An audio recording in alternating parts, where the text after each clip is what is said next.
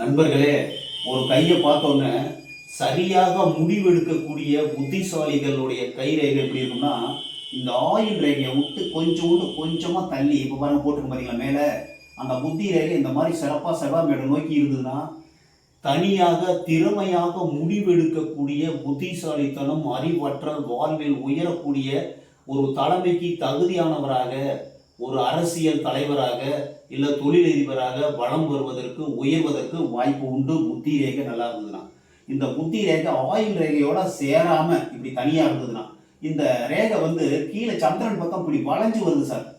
இப்ப நேரம் போகும்போது இப்படி வளைஞ்சு வந்ததுன்னா மாறக்கூடிய புத்தி, வாழ்க்கையில் அடிக்கடி மாறும் எண்ணங்கள் உண்டாவது அது தவறான அமைப்பாக உண்டு.